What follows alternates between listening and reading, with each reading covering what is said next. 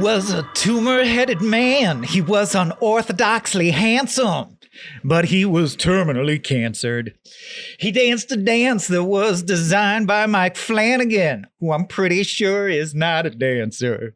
He had a nasty reputation for adapting Stephen King. People seem to like him. I don't much, just not my thing, but we got one thing in common. We're both good at making love. He says his hands are tied. I said, your hand is degloved. I'm talking life in a Czech way. Surely make you lose your turds. Reference to Gerald's game, podcasting. Many words. Wow. One of the worst ones so far. There's a lot of words, though. Most nonsensical. Life in a Chuck way. Life in the Czech way. I also forget, well, I was trying to tie together multiple Flanagans, and I forget how the melody of the second part of the verse of like, people seem to like him. I don't much, not my thing, but we have one thing in common. That's it. We're both good at making love. All right. This is Kings and King. Cocklock. Cocklock, dude. I also, I wrote down. You coined it. Yeah. Let's pop this lock cock, dog. I have to go. The podcast is over. I don't want to do that. Listening to Kings of Kings. Hey, dude, let's podcast this Lock Dog Bob. No, I gotta go. I gotta go, man. I can't be here, man. That's right. You're here. We've been doing this for a while, but it's 2025, and that means we update Kings of King and all of our other series when a new thing is coming out. And so we're like, let's watch this Life of Chuck.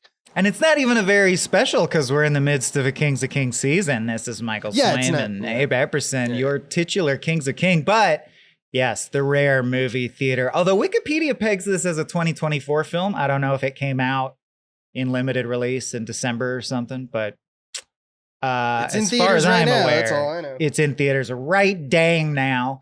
I just saw it, so my notes are looser than usual. I didn't want to sit there alone at 1 p.m. in the theater with my laptop open watching Life of Chuck. I don't think you should. I bet that's a thing now where people who work at the theater are like, oh, podcaster? You know, like there's got to be guys at the theater Dave goes to who are like, you doing a We Just Watched on this, sir? Oh, do you want, man. I hope not.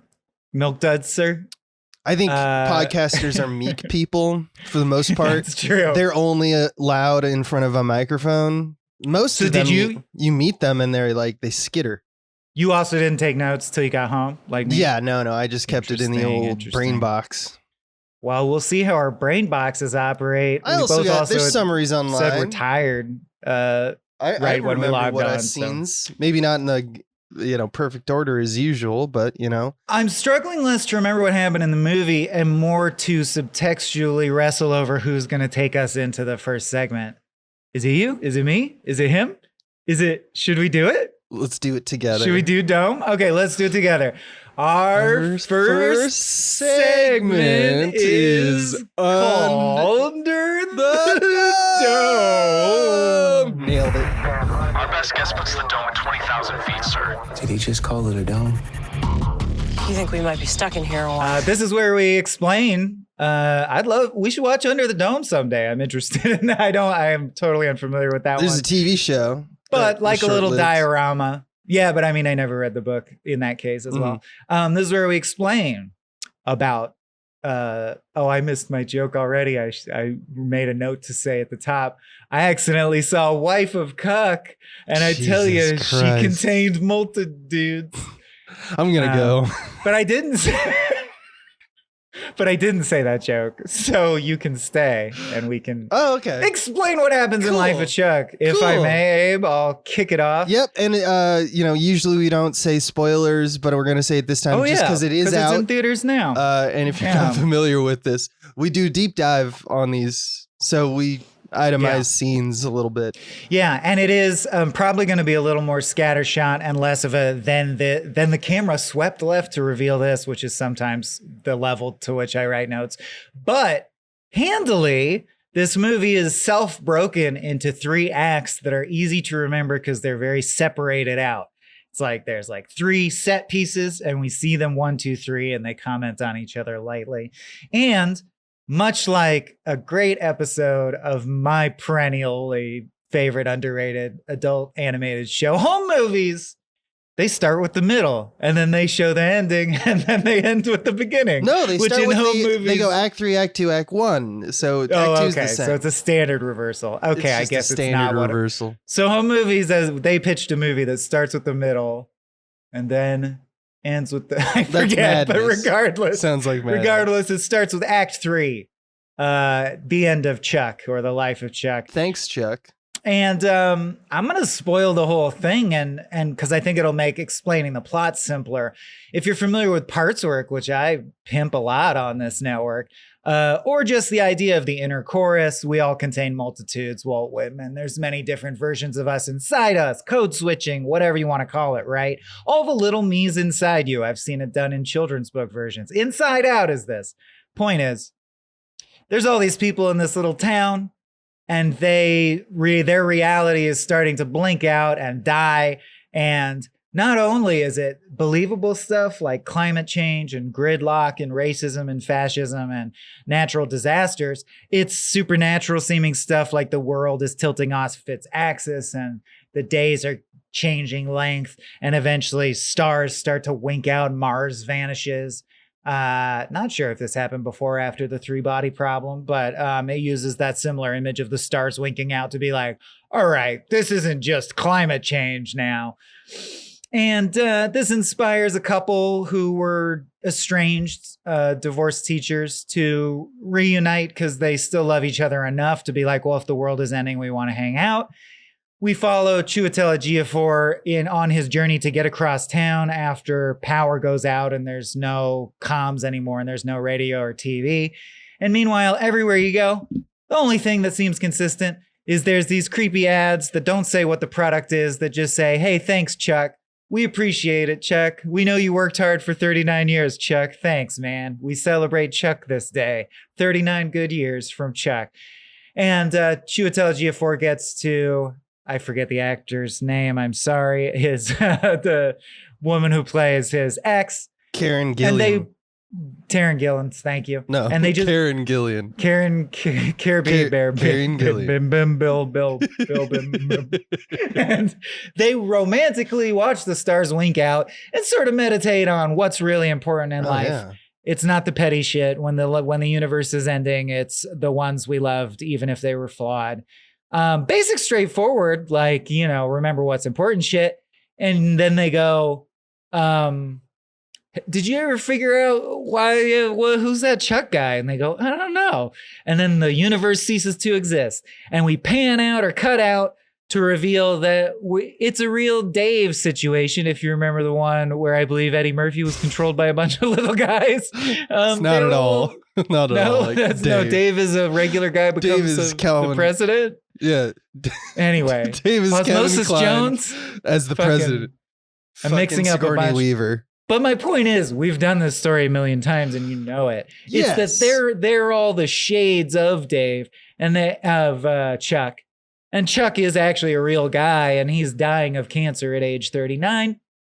And the reason it's saying, hey, thanks, Chuck, is, hey, luckily, good for him. He's dying surrounded by loved ones, and the last sensations his brain is having as he shuts down are his wife and child crying and saying, 39's too young, man, but it was good. It was a good Chuck. life. We'll miss you, Dad. Thanks, Chuck. We love you, It's Chuck. actually opposite of another, well, it's the same. Occurrence yet at Owl Creek?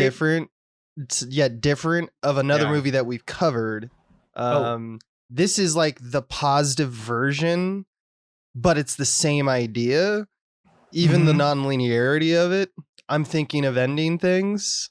The whole movie is just in the mind of a dying man, so to speak. Well, an occurrence at Owl Creek, which you just made me think of because you're the one who taught me that cultural node. So your eyes made me remember it. But also famous, right? Old short story where the twist was like, which is great. It's a very solid grounds on which to place a twist, I think, and always will be for all of human time, which is, it is trippy how your whole life can flash before your eyes in a second, or a second can feel like it takes an eternity, right? And stories that play in that space, but also stories that play in the, what if the little people in your head were real? And in this case, I thought it was an interesting mechanic, which is that it's like you have a matrix inside your head that is faulty and partial based on your assumptions and fractional. So like Chiwetel Ejiofor is a teacher that Chuck has met before in his life. When he was a child, in fact. This is the simulacrum Chiwetel Ejiofor teacher character in his head that only has as complex a life as he got to know that guy, which is full of assumptions and like we see the real guy he's based on later, and he only glancingly resembles his life details. Right. Because that's how the people in your it's like, what do I think Jason Pargin is like? That's different than the few times. But it's I've gotten to hang also with him in real life switching like moments and like bits of information switch randomly, like synapses firing. So it's like it might as well be, you know, like Karen Gilliam and Ejiofor, Terry Gilliam and Terry Gilliam. And like in that, like falling in love. We don't even know if they were teachers. We're not sure. That's what that's the game of the But that's movie. how they struck him, so that's who they are in his brain. And then the rest of the movie kind of just drops little, and this is what Flanagan, who's the director, Mike Flanagan, who you recognize from like Midnight Mass and stuff like that. He also did Dr. Sleep. Staying at Hill House on Bly Manor. Yeah, exactly. And he's kind of got the keys to the King Kingdom, so to speak. He's his guy right now, man. Because he's also going to do the Dark Tower, I think, but we'll talk more about that. But like just in terms of like his approach to like storytelling, it's actually kind of, I thought, better than most, like in terms of like the subtlety, even though he's not a very subtle, you know, monologue writer. Like he does these little subtle things where you go, oh wait, I've seen that before, or that motion. He pays attention to the small minutia details, and I think that that's important in how the rest of the story kind of gets you to the realization that the thing you just watched, the last 20 minutes, Act 1, was actually just in someone's brain. Yeah, because that isn't clear from the offset of the movie. What are you just laughing constructing about? an amazing sketch that no one but us like that we could have done back in the day, where he's so excited and Taryn Gillen picks up the phone. Taryn, I'm sorry, it's Flanagan. Karen, I'm trying to say they greenlit Tanerigan. Taryn, calm down, Michael Flanagan. I'm playing Taryn. You're in the movie, Taryn Billen. It's Mike. How you feeling? He's so excited. Yeah, he just can't get it out. But anyway, you want to take middle act, which I guess is Act 1. Now they're like, what's the deal with there's this Act Chuck 2 guy? There's Act 2 Buskers Forever. Frankly, it is almost a playing out of, I guess you wonder how I got into this situation. A little bit, but isn't all movies that? Isn't all Act 1 a setup? So as the school teachers, as the universe abruptly ends, and they're like, I love, and it cuts off. We get Act 2, Buskers I also Forever. love butt stuff. Too late. I also love butt. So we flash, I guess, back to 9 months before Chuck's actually dying in the hospital bed. And he's yet to find out that he has a brain tumor. And he's at a banking conference, and he's just walking around outside. And he just happens to walk past this drummer named Taylor, who's busking in the middle of the quad, and she sees Chuck, and she starts, like, we get the Nick Offerman's narration throughout, usually at the beginning of these acts, and he kind of walks us through a lot of this, since it's nonverbal, where he's like looking, she sees him, and she thinks about how everybody has their own rhythm, so she changes her rhythm to kind of mimic someone, which is kind of cool, because I don't know if you've ever like done busking or, you know, talk to buskers. That's like a thing you do because you're bored up there. You're just like, well, I'm gonna change it up for this fucking guy.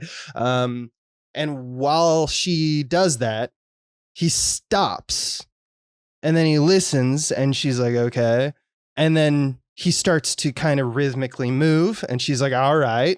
And then he starts dancing, and it's, you know, I did not know that Tom Hiddleston is such a good dancer, dude. That guy, he's really good. He's got a stage background. Yeah. In fact, everyone who dances in this movie is amazing. And I looked into it, and the choreographer was Mandy Moore, but not the one you're thinking of. Right. Which is very funny. No, I like my song version. Mike Flanagan is like, this is my chance to plan a dance. I'm gonna dance, Mike. Because truly, and I'll drop a spoiler here. It sounds like we're diverging. I hated this movie, and it's funny to me because I already knew going in it was more of a Green Mile or a Stand By Me, but I was not like prepared for it to be La La Land, where I'm like, I'm gonna watch a 25-minute opus on the glory of dance. Like, God damn it, Steven! Where's your killer clowns from the sewers? Yeah. Steven? So basically, he's dancing.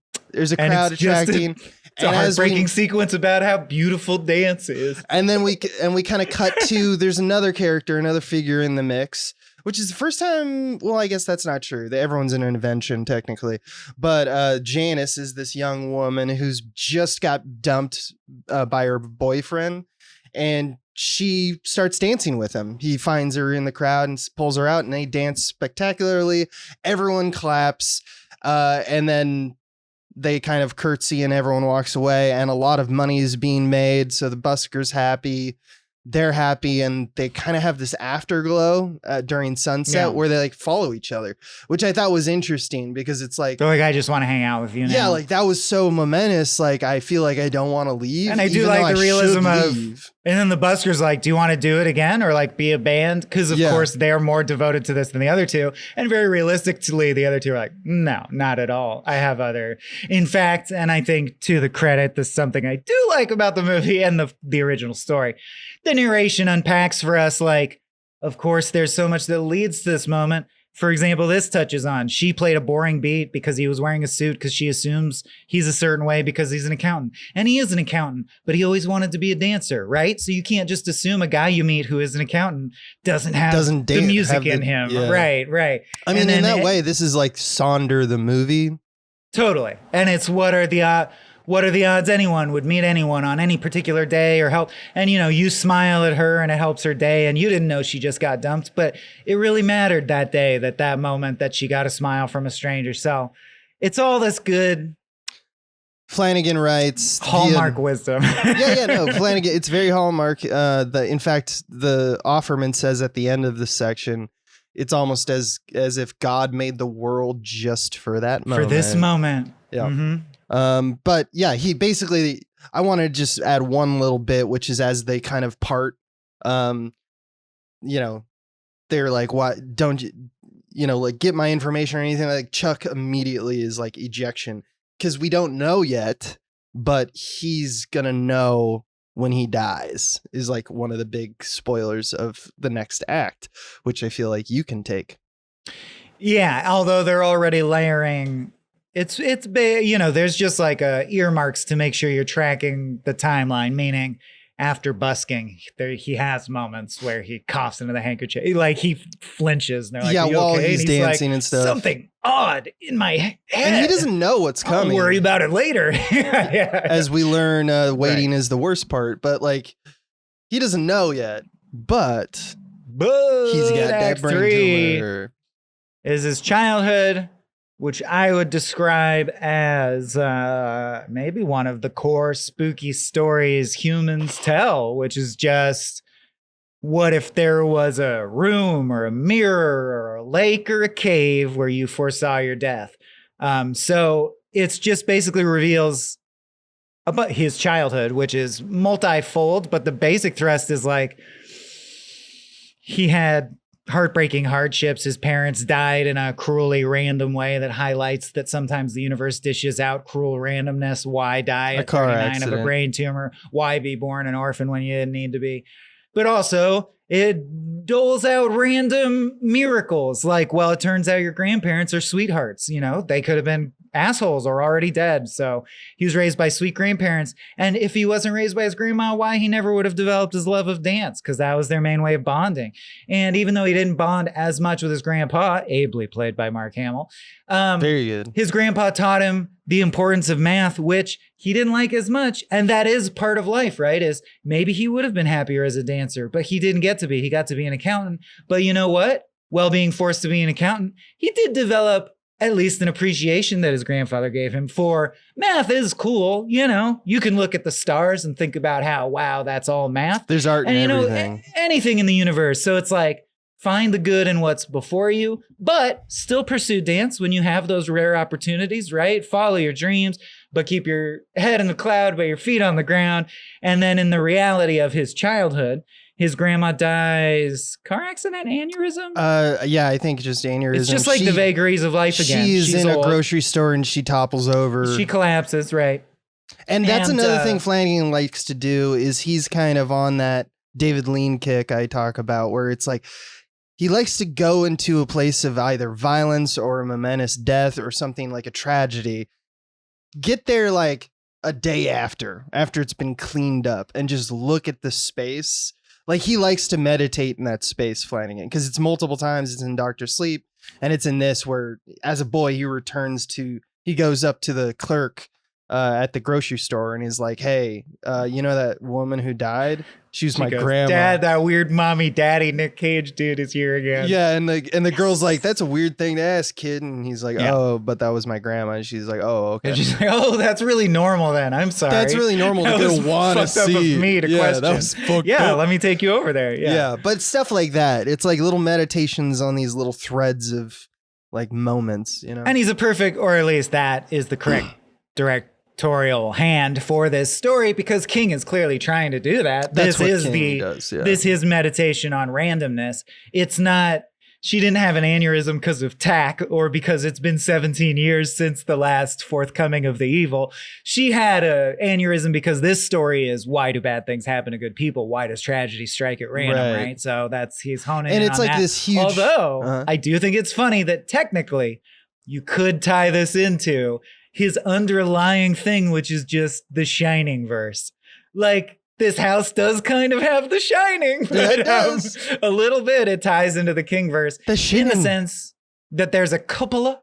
There's a little room at the top of the building that his whole childhood he's forbidden to go into, and it's locked. A couple times he flirts with going in there, and you see that his grandpa really means it. Or his grandpa gets drunk because grandma died and he's so sad, and he accidentally leaves it unlocked, and he peeks inside, and maybe he'll like start to see a shape coalesce, and then the grandpa will slam the door, or the grandpa will see inside and go, oh That is a God. great and scene. he'll go, what did you see, grandpa? And grandpa will go, nothing, we can never speak of this again, but he'll touch his arm. Right. And indeed, later, grandpa dies of a heart attack and grabs his arm.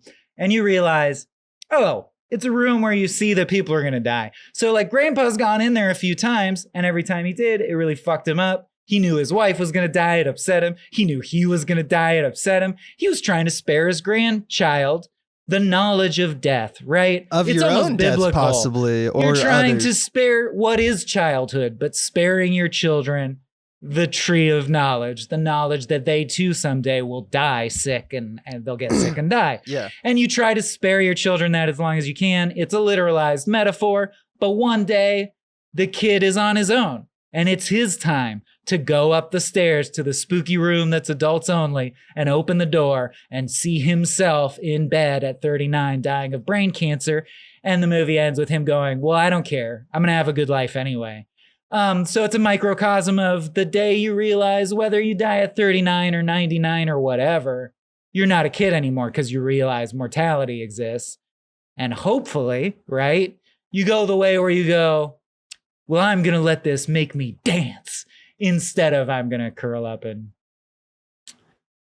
Give up. It's so trite, Abe. I lost steam because it's so trite. It bothers me. This Please movie's take so over. trite. Please wrap it out for me. Yeah, you missed Yeah, one I of the bigger can't keep. parts. I can't keep dispensing He's got Pablo. You calm down. You calm down. It's all right, buddy. It's all true good wisdom. So Chuck had a great relationship with his grandma.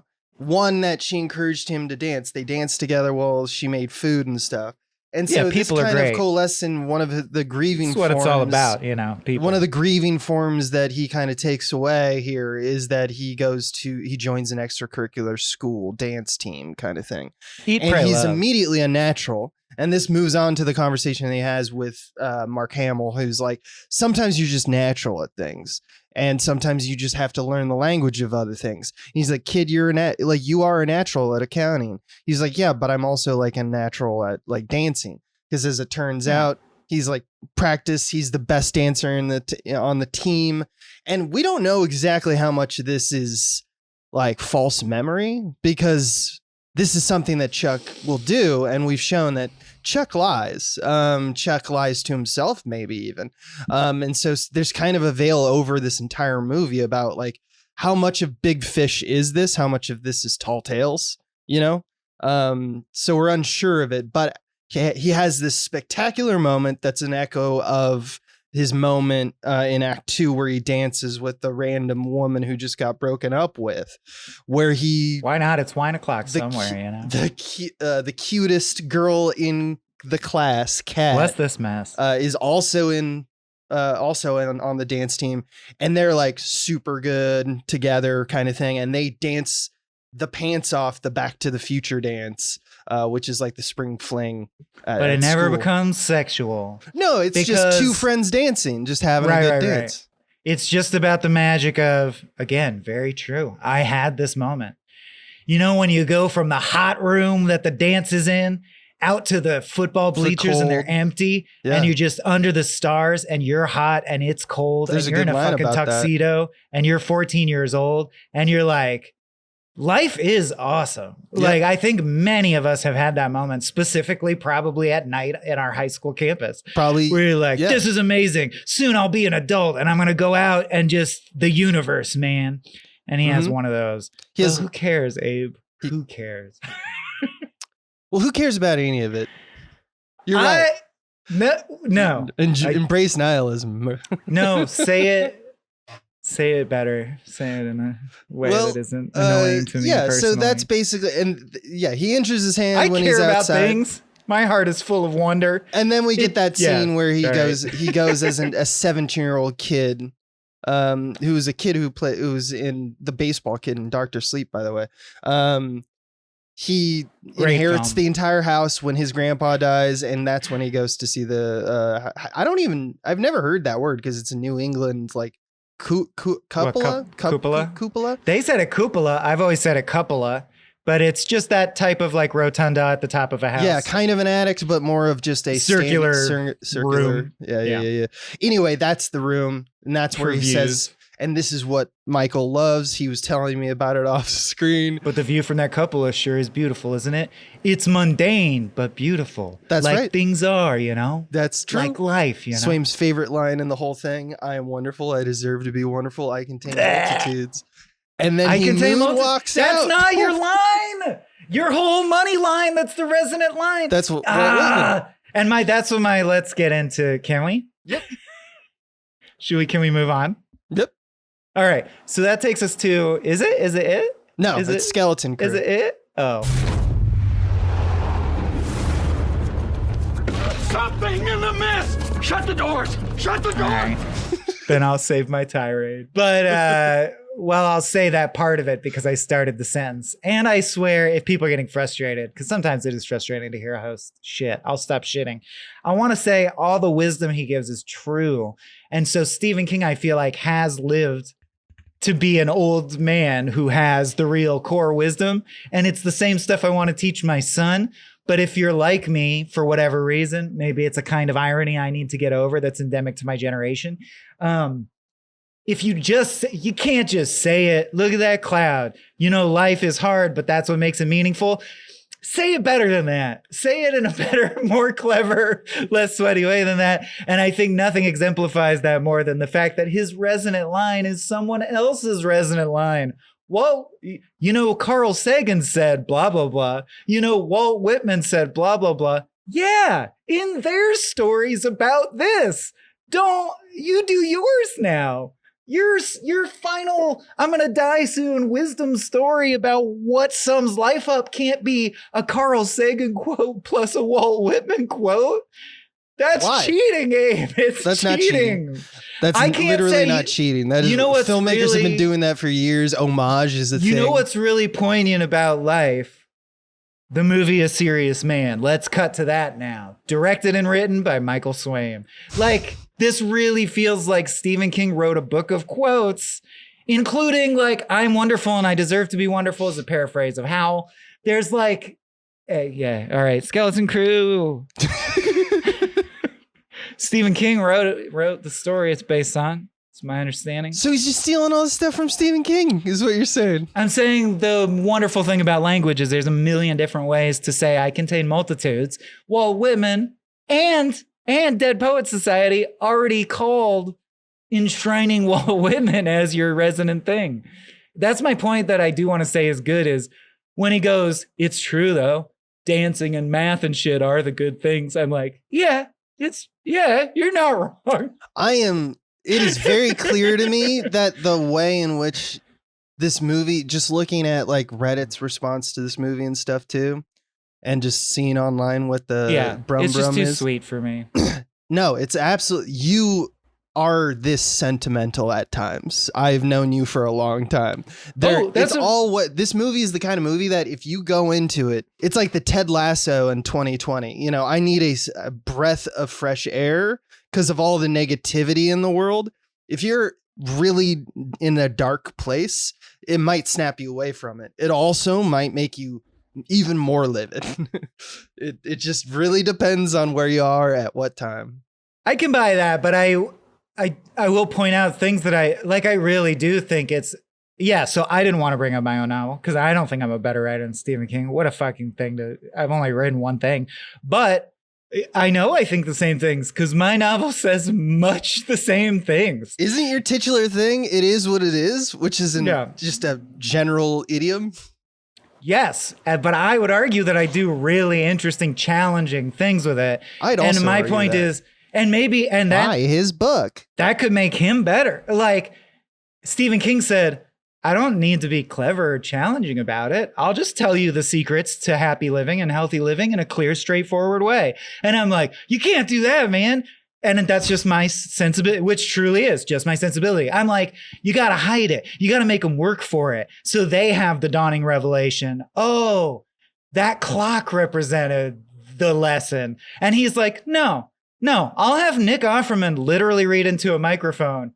You know, someone once said dancing is great, and it is. And people in the audience will be like, that's true, man. And he's not wrong.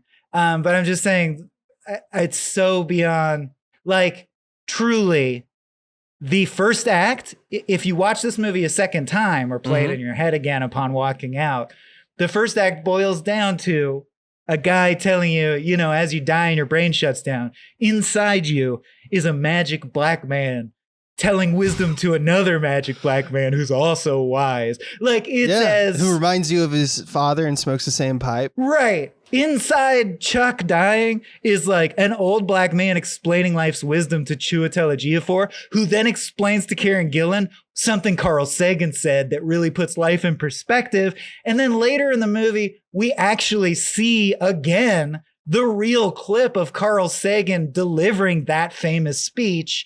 Yeah. Like that is, to me, those are like objectively weak, or that's like it is spinning wheels, or stretching for time. I think let's keep this for it. Great.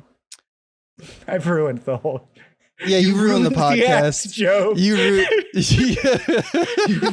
the act, Joe. Well, here's the thing. Let's just get out of Skeleton Crew. Let's just get out of black. I'm going to say one thing with Skeleton Crew, other than two things. One, pulled Sarah out of retirement because she liked Midnight Mass so much, which I think is cool.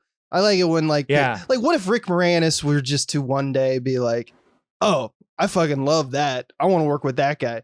That must feel really good for Mike Flanagan. Oh, yeah. Good for you. And Hamill's also probably great. All the acting's great. Actually, and all the directing's great. Everybody. Mike Flanagan's good at directing. Matthew Lillard has one scene Oh. and fucking destroys it.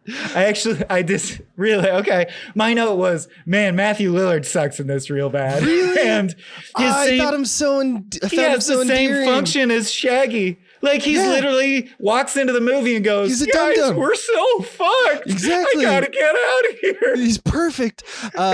So I just thought it really read like a guy reading lines for an audition. Oh, really? I felt really like it was a forced. guy who just needed a hug.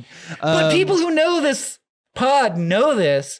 There is something disconnected between me and Mike Flanagan. Stuff that Mike Flanagan thinks little is bit. resonant makes me roll my eyes. That's been consistently true. So if you've liked other Flanagan shit, it's probably gonna. My last question that does pertain to Skeleton Crew: why is the DJ in the early '90s Reggie high school Watts? dance Reggie Watts? I like it, but what? But what? Does it Hey, have to be explain. anything?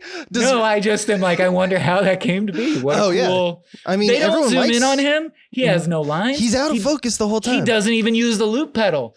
But if you know his hair and his fingernails, he's you're iconic. like, that's Reggie Watts. That's absolutely. Well, here's some good news for you as we great. exit Skeleton Crew. Flanagan is set for the Dark Tower TV show, which is in limbo currently. And I read, I could have high hopes because for that Flanagan was on the King Cast, which is our direct competitor, by the way. still. Yeah, I know. But he The big mentioned one. that crossover characters are all divvied up rights wise. Yeah. Like I believe the example he gave was Father Callahan is technically owned by Warner Brothers. Oh, fuck. Isn't that gross? Isn't that gross? That So sucks. if you're Stephen King and you have like this kind of weird, like it's a total But he story about a clearly- phone or it's about a Yeah. car, but then also I just want to bring this Pennywise in or whatever. Can't. If you Or you want to need to do strike that, a that deal. makes it very complex rights wise, just because these greedy little fuckers get in there. And there's also a Carrie adaptation, which I think is interesting because I don't know if we need yet another, but okay. But Flanagan's basically got the keys to the kingdom. Yeah, that's what I was. And if you find also, I think important to point out if you're just checking in this time to balance my tirade, Mike Flanagan directed the movie that's sitting at number one top three. Dr. Sleep, I think, is up there with Shining as shit. And I never think he makes a misstep. There's never a camera move where I go, well, that was a little amateurish, or the opposite. Well, that was a little heavy-handed. I think I have more of an issue with Stephen King's old man brain is getting a little cheesy to me. It's the story itself I actually think is kind of hokey. Well, that's let's all. get to it. Yeah. And by that, I mean our next segment where we talk about whatever the hell we want to, but mainly Sure. scene work themes and symbolism. Exactly that thing. It's it. Bill, if you'll come with me, you'll float too. You'll float too. You'll float too. Oh, well, to fuck up even worse, I want to start it with two Skeleton Crew things. Jesus, I thought you were out, dude. Nick Offerman should narrate everything. Can we agree Nick Offerman's the new narrator of everything? Yeah, have you seen that most stuff? sketch, that Western, where everyone starts realizing that they're being narrated? And Nick Offerman, no. this is early Is it Nick days. Offerman? Yeah, Oh, it's I like a bet it's Western and everyone shoots each other because they're unsure of what the hell's going on. It's Yeah. very much the tone of this, and you're absolutely right. His kind of jaunty, and then this happened kind of stuff. He would be great for Buster Scruggs. He could narrate so many things I love. Yeah. And then I think this would be illegal in other lines of work, but it's not unusual at all in film. I think it's interesting that Cody Flanagan, Mike Flanagan's son, who's never acted before in anything, according to IMDb and his Wikipedia or whatever, plays the 7-year-old Chuck who learns to dance and learned to dance for the movie. I just love that from Mike Flanagan's point of view. He's like, hey, come hang out with daddy at work. You'll get paid money that because you're a minor goes back to me. You'll get free dance lessons. We don't have to pay for daycare. I just had a son, so I'm starting to think about shit like this. Mhm. What a sweet deal to cast your kids in their shit that you're already and also doing. your kid is good. That's fucked up. Right. Or he just has to be good enough and not really fuck it up. And you got this. Because what if he wasn't? and you get What to if he's hang out. terrible? And he's like, daddy's going to kill What if daddy mommy had to if sit you down don't and be say like, this line right? Sonny, we tried and it's just not we're kicking you for We're- this kid. you This fired. better kid. Yeah. That would suck. Also, Darren Aronofsky first optioned the rights to this, and what a crazy bad fit. Wouldn't that have been a wild That would have been Darren wild. Aronofsky's Life of Chuck? You know what he's doing right now? Aronofsky? Oh yeah. He's I doing forget, but I heard. AI stuff.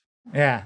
Oh really? He's Oh, made an no, I AI didn't hear movie. that. Oh, is it a commentary on AI? I don't know. I don't think Because so. I used AI in my book. He And people hear that and misunderstand, but I used That's it true. satirically. I did use it the responsible I guess we're way. gonna all have to go The watch statement the I new Aronofsky short that I guess just everyone came should out. buy my book. But bringing it back to that, I do want to say, because I knew it would come up, it is what it is a ripoff formally of and homage to Vonnegut's So It Goes. Mhm. And I would argue So It Goes is probably the best because it wasn't even a real phrase before. It is what it is echoic, but its own phrase. My problem with this movie, among other things, is he throws out like 4 and 3 of them are not his. And it seems to have the feeling of like, is that one good? The waiting's the hardest part. So We all I reference classic rock, you know what I mean? But Waiting to Die, get it? I Tom think that's Petty? No? intentional. And then he's like, multiple times characters go, feels like the world is ending and it sucks and all we can do is say it sucks. And he does that that iteration happens 2 or 3 times. And you're like, I get it. That's one of the resonant lines. There's like 5 bumper stickers of like, is contain multitudes the resonant line? Is waiting's the hardest part the resonant line? What do you guys like? They're all good. They're all good resonant lines. I don't like the safeness of it. The Gotcha. way it was written. Okay, so I want to directly let's do this. Let's fight. Because I think you are making very good arguments, very well. Good job, chin chin. But I also think it's intentional. I'm not trying to save the podcast at all. I believe this, and this is. I also have a complex. If you listen to this, entire podcast, Mike Flanagan, I think he's he might be the greatest director living right now in terms of his ability to subtly make you look at something like real brutal, like kind of like animalistic mind stuff. He is a master at it. Were you not? Do you mean before including Coen Brothers and PTA and Scorsese, or do you just mean right now because he's like, or do you mean like currently? Let's just take that out? One moment when Mark Hamill yells at the kid and he's like, "Don't go in there!"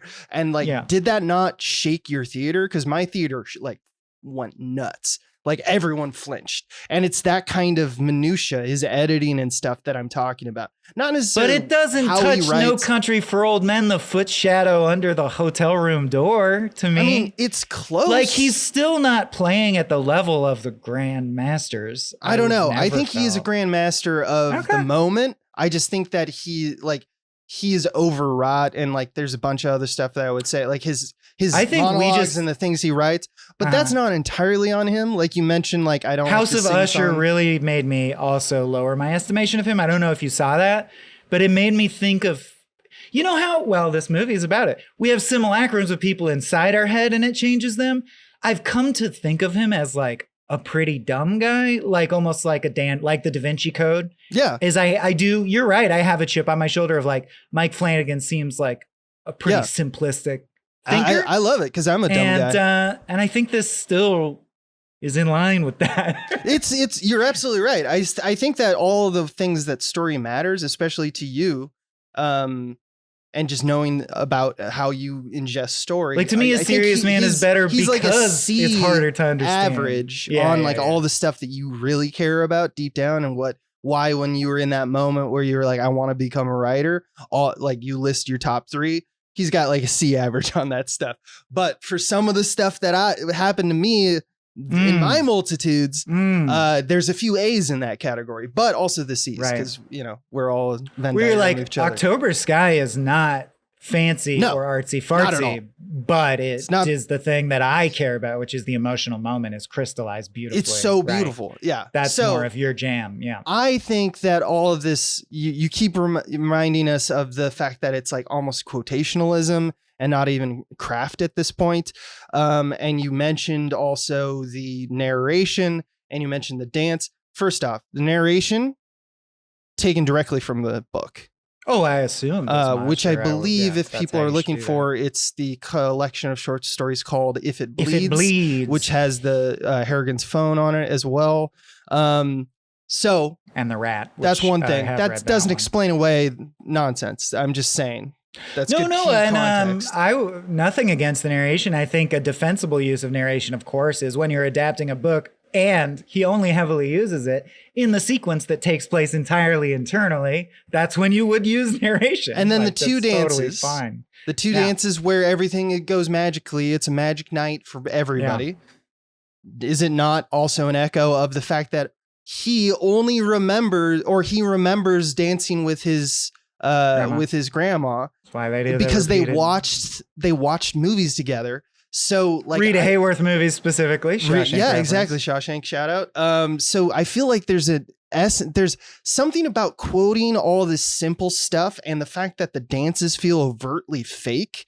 When I realized that the dance in Act 2 is Felt like a La La Land scene. it's because it's intentionally doing that. Because it's not that he necessarily, like, yes, he remembers he's a good dancer, but it's like the whole crowd is clapping. But he's saying, in that moment, I felt like I was doing a Rita Hayworth maneuver from the movies. Singing in the really rain felt or like I was something like doing that. it. Yeah. And I think that's the same so we thing. may as well see that. That's the same operation or mindset that is giving us these Carl Sagan quotes all the times. Or what's another one that's just like a nonsense one is like, did you know that a day is not 24 hours, it's 23 hours? And they bring that up 56 seconds? repeatedly and no one derives meaning from it. They just mention it a couple times. That's the point. No one though. really pulls anything out That's of it. the point yeah. I think that you're kind of avoiding looking at, which is that like when we're dying, that kind of shit would happen. And also when we go and walk and talk in rooms, we bring up the same shit. How many times in conversations between you and I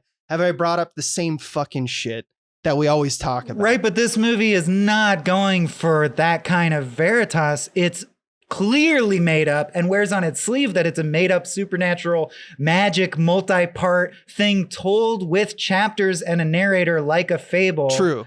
Therefore, I take back all credit for like, well, that is what life's really like. Well, I only buy that when you're like, well, we're watching Man Bites Dog, and of course it needs that realism.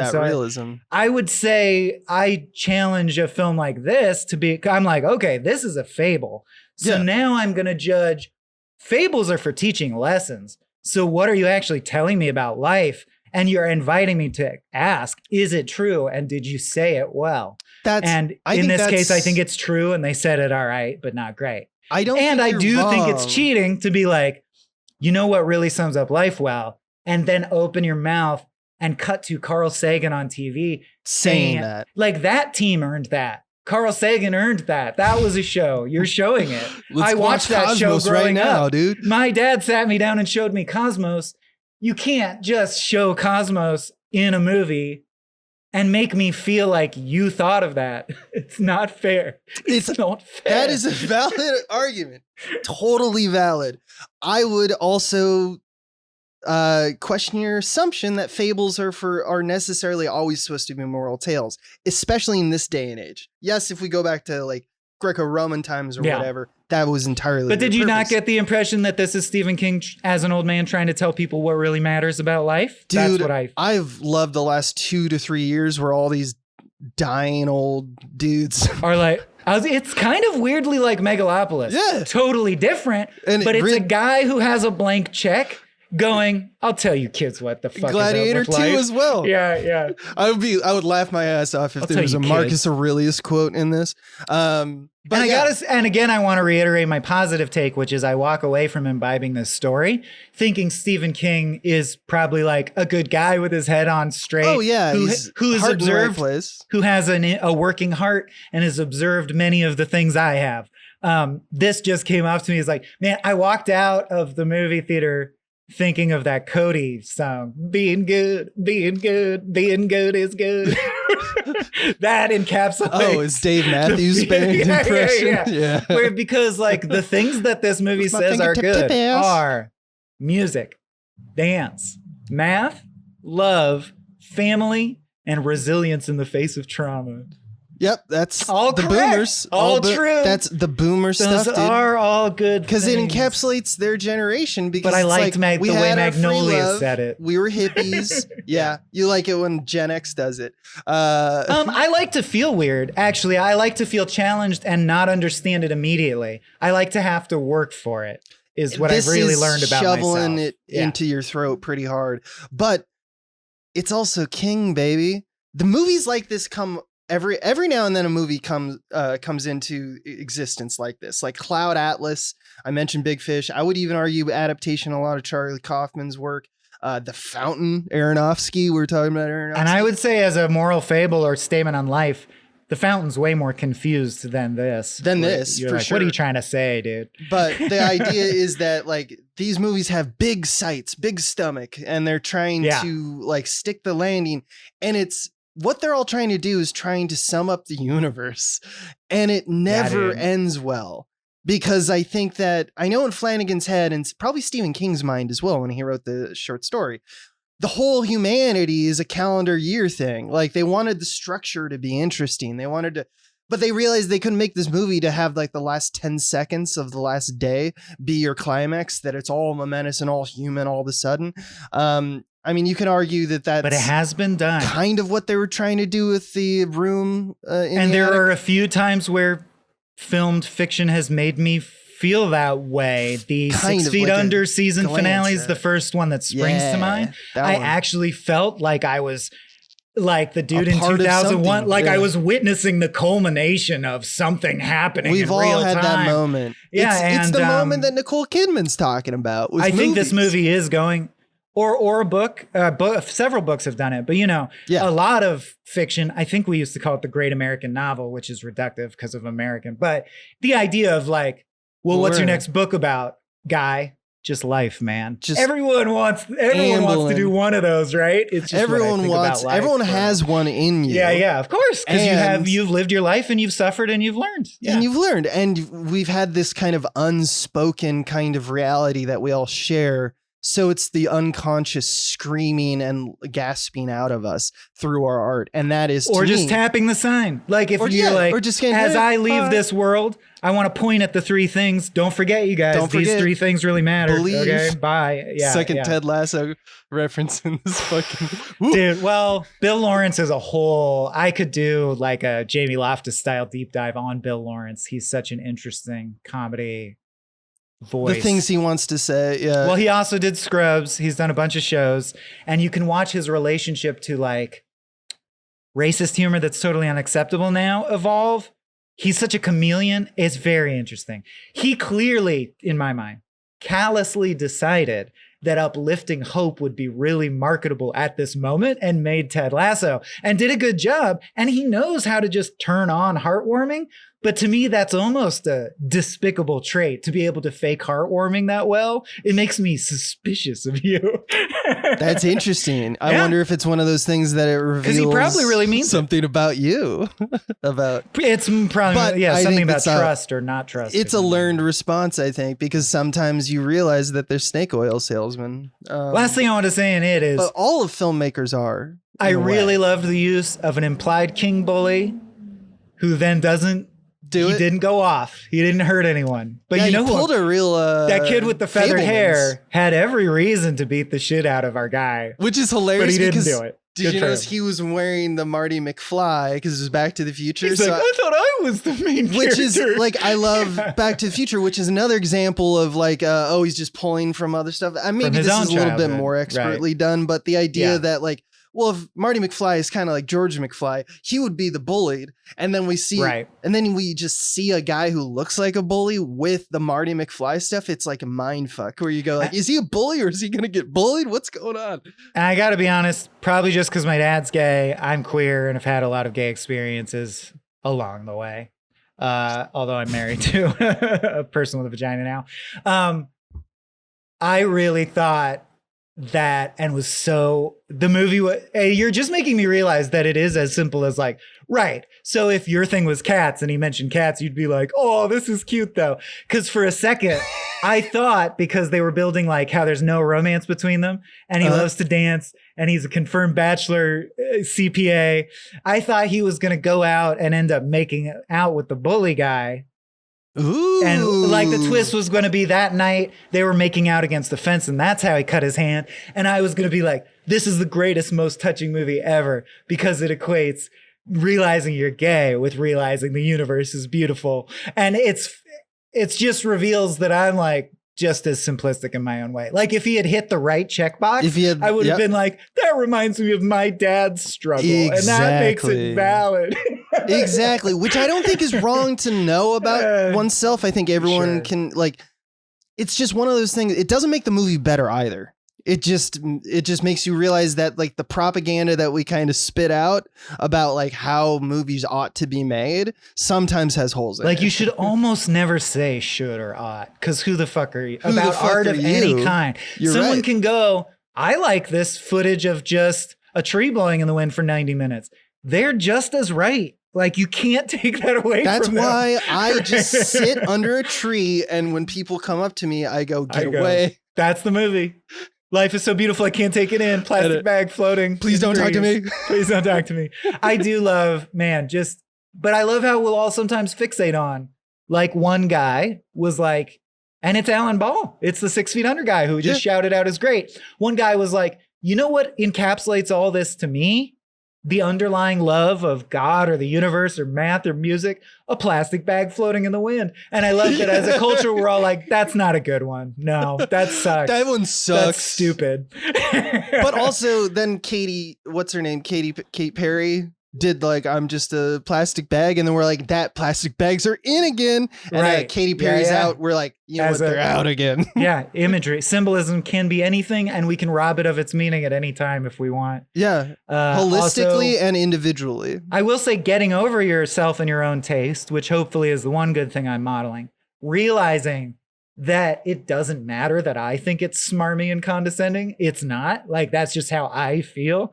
Means I can still be excited about The Dark Tower. Like I truly am. I bet that I think the track record is there. Like, I don't care if my taste is good.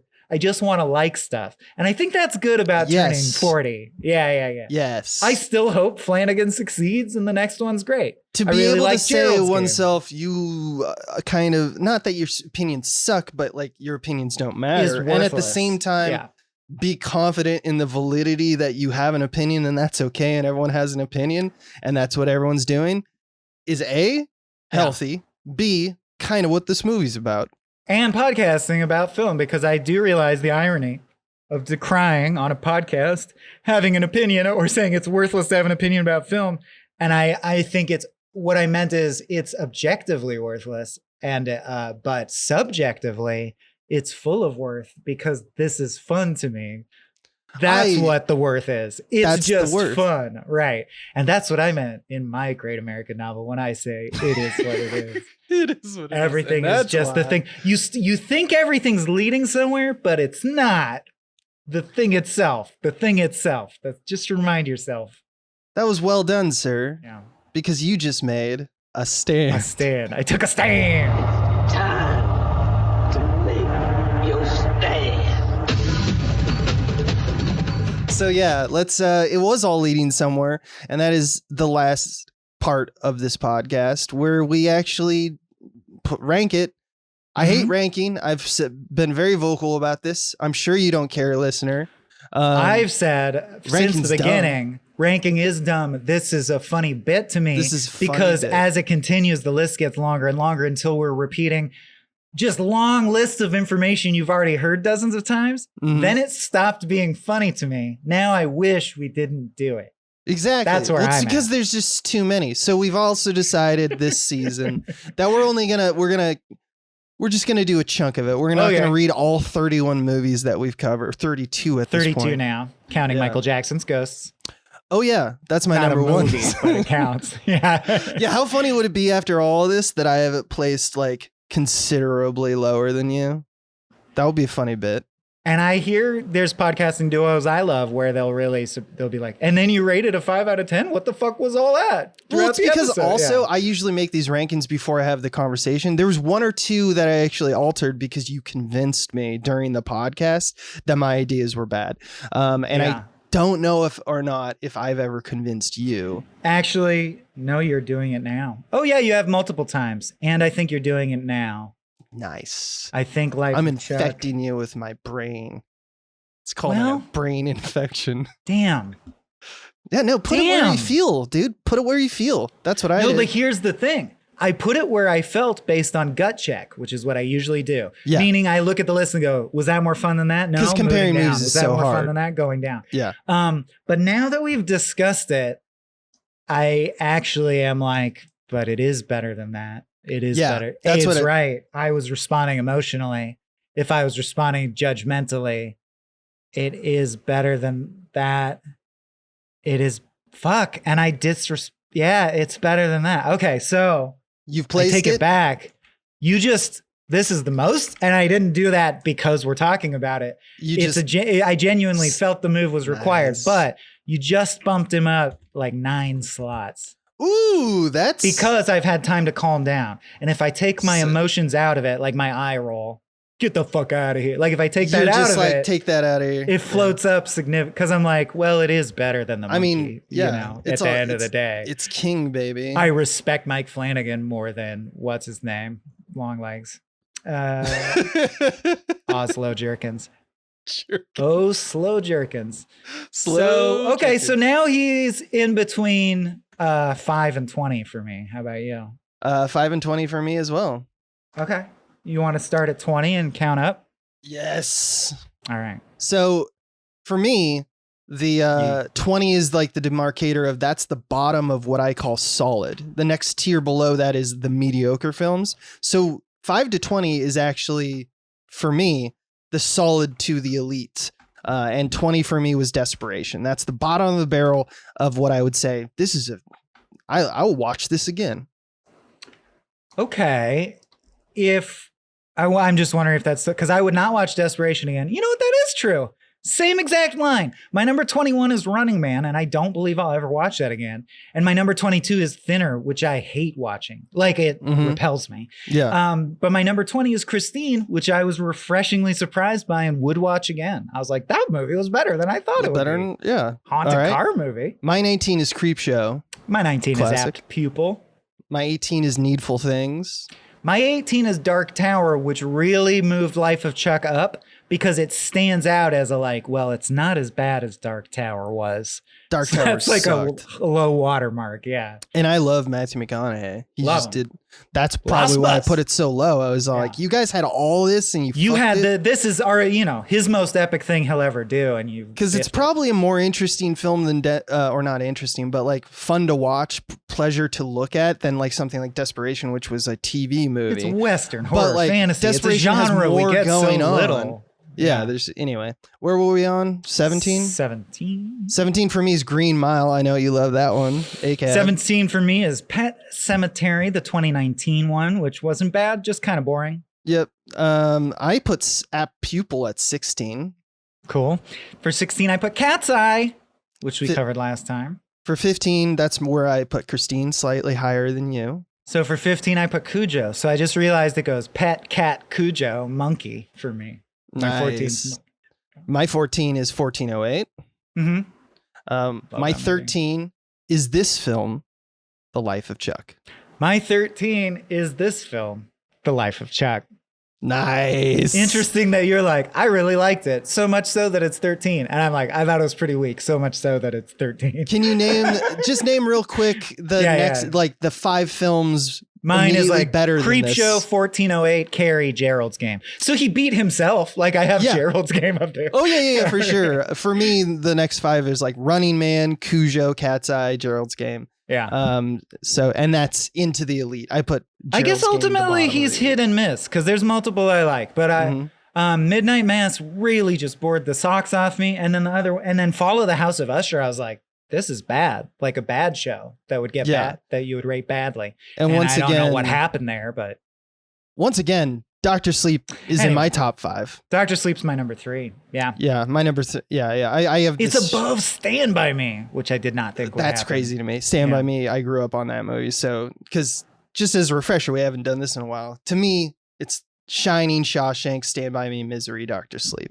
That's So top for 5. me, because I think this will also give the most peace. It's true too, but I think it gives the most peace to the most does. listeners. I flip the top 2. Yeah. I'll be your ride or die Shawshank guy, and then Right. 2 is The Shining, which is Right. the Can't thing this agree. movie's compared to a lot Yeah, because yeah. of the overt But then after that, for sentimentality. me, it goes Dr. Sleep, Stand By Me, Misery. Yeah. So I mean, we basically have the same 5. We just Yeah. slightly disagree, but that's Shuffle. what you get when you get the cock. And then The Mist, Darabont, Oh, number 6 with a bullet. He really, it's that one change really really shot it up boosted the it list. for both of us. Yeah, Yeah. Because my number 6 is also The Mist. Because It's it was just- controversial. People were like, that's so dark. And Stephen King's not usually that hopeless. And I'm like, yes, it was fucked up. Yes. That was fucking raw, dude. That is You like- didn't have to kill your kid. You didn't even have to, dude. It was fine. that also You came were out so- right. You fucking winner. fucking tool. That was right when we were like met too. Yeah. I'm pretty Oh, sure. yeah, that was early on. We talked about that early in our. I'm pretty sure Should have had The Shining, huh, Dad? I'm pretty sure there was a You party at stupid some fuck. point that you and I were both at. People like, Miss, that fucked it. That was They're like, they fucked really, up." and We aren't were they? like, I remember people were "Yeah." like, that ending, they really missed the mark though, right? And you and I were both like, hell no, that was hardcore. That was Yeah, the dude, real shoot your shit, kid in the dude. head. That's that More real of shit. that. Yeah. And they're like, you don't like the vagueness of like, it's fitting, right? It's a mist. Who knows what's out there? No, I like shooting your kid in the head. Very explicit. How about that for Miss? Point blank. Yeah. A blood Oops, mist. I missed. No, really, I didn't know. You're dead. You're all All dead. right. All right. All right. He's a good kid. He's a good kid. All right. Next that's it. time, back to non-movie theater movies. Yeah, that's right. We're still gonna cock it up though. So meet us next month for the same. And if you're listening to this on the free feed, just want to do the thing I'm supposed to do as a podcast host and say, please come to patreon.com/smallbeans, because if you do and you give us like, $5, A few $3, beans. you get like almost twice to almost 3 times as much content. Right, I was going to say more than twice. It's between 2 times and 3 times as Yeah, much. Yeah. because we're putting out like 12 to 14 of these things a month, and you're probably only getting like 5, 6. So just know that we have a bunch of other You shows. stupid. You stupid idiot. You sucker. Leaving And episodes most on of the those table. are podcasts that we share with other hosts, including like Star Trek: The Next Futurama, where Michael and Dave from Gamefully Unemployed unpack Futurama episodes and pair them with Star Trek: The Next Generation episodes, and it works surprisingly well because And then there, of course, is myself and Tom Ryman, who are almost done with our series run of the Spiel Boys, where we have covered every single Spielberg film. Those are the 2 big ones, but we got a bunch of other stuff. Please come stop by and enjoy yourself. Anything else from you, sir?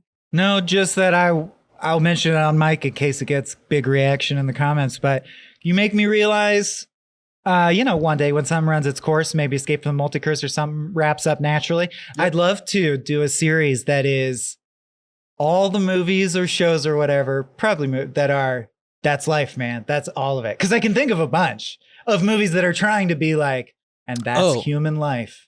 And I would love to just endlessly argue, like, do you agree? Is that life? Has that been your experience? Is that life? Yeah, agree, disagree. Yeah. I mean, I don't know. I would say I wise contain movies. multitudes. Megalopolis would count, I think. Like, that's supposed to be a sweeping statement For on, sure. well, that's what it is, bro. I'm just telling you, man. That's what it is. I love it when a That's what art director. is. I love it when usually like a white dude is like, I figured it out.